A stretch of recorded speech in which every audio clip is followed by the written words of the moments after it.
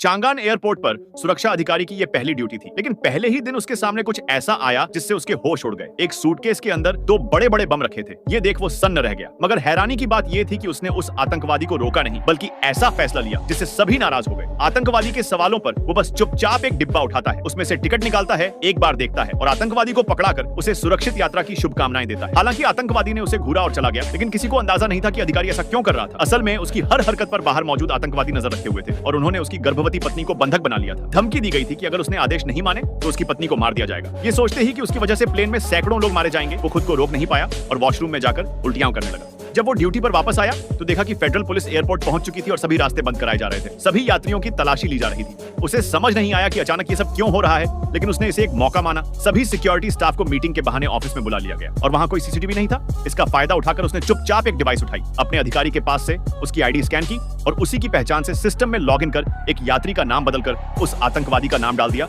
जो थोड़ी देर पहले ही निकला था। जल्द ही उस शख्स को तलाशी के लिए बुला लिया गया, लेकिन इससे आतंकवादियों को शक हो गया। तूने क्या किया?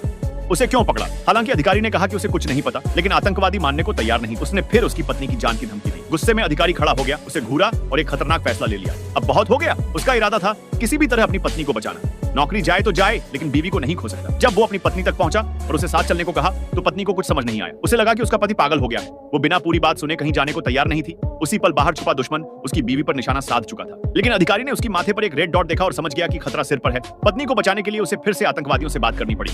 3 सेकंड में पीछे हटो या 3 मीटर दूर जाओ, ऐसा कहा गया। उसने पत्नी से अलग होने का नाटक किया और वॉशरूम गया। वहां बाहर एक नो एंट्री बोर्ड भी लगाया गया। अब आतंकवादी चाहता था कि अधिकारी पूरी तरह उसके कंट्रोल में रहे, इसलिए उसे पीटने की योजना बनाई ताकि वो डर जाए। मगर अधिकारी ने अचानक पलटवार कर दिया। 2 ही पल में आतंकवादी, जो एक प्रोफेशनल किलर था, उसे पकड़ लेता है। लेकिन तभी एक जबरदस्त पलटाव होता है जो किसी ने सोचा भी नहीं था। आतंकवादी उठता है, मोबाइल निकालता है और बम को एक्टिवेट कर देता है।